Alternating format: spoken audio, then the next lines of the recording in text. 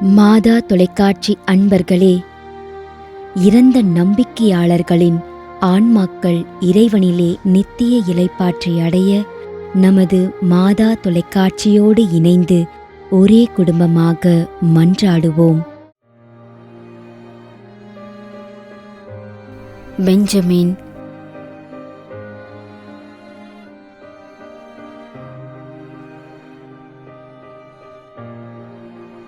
Mariyadasan,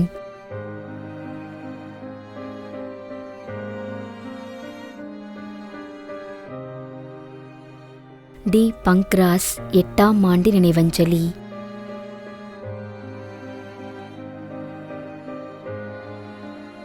MS Rajendran, Bangalore 26ஆம் மாதம் நினைவஞ்சலி.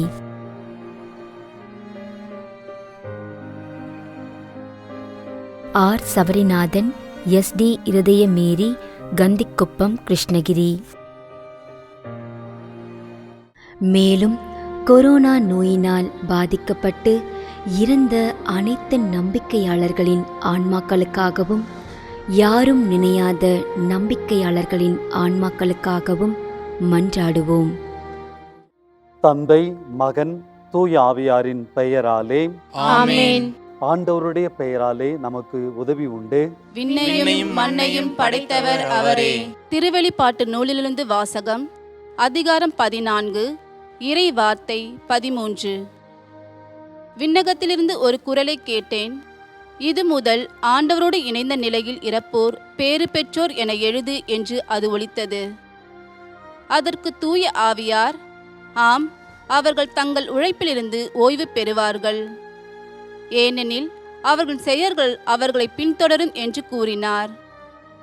ஆண்டவரின் அருள்வாக்கு. இறைவனுக்கு நன்றி. நம்மிடையே வாழ்ந்து இறந்து போன இறைவனின் அடியார்களுக்காகவும், மேலும் குறிப்பாக மாதா தொலைக்காட்சி வழியாக நீர்த்தார் நினைவில் இன்று நினைவு கூறும் இறைவனின் அடியார்கள் அனைவருக்காகவும் மன்றாடுவோம். விண்ணுலகில் இருக்கின்ற எங்கள் தந்தையே, உமது பெயர் தூயது என போற்ற பெறுக. உமது ஆட்சி வருக. உமது திருவுளம் விண்ணுலகில் நிறைவேறுவது போல மண்ணுலகிலும் நிறைவேறுக. எங்கள் அன்றாட உணவை இன்று எங்களுக்கு தாரும். எங்களுக்கு எதிராக குற்றம் செய்வோரை நாங்கள் மன்னிப்பது போல எங்கள் குற்றங்களை மன்னியும். எங்களை சோதனைக்கு உட்படுத்தாதேயும், தீமையிலிருந்து எங்களை விடுவித்தருளும். ஆமென். மன்றாடுவோமாக. இறைவா, இரக்கம் காட்டுவதும் மன்னிப்பு அளிப்பதும் உமது இயல்பு.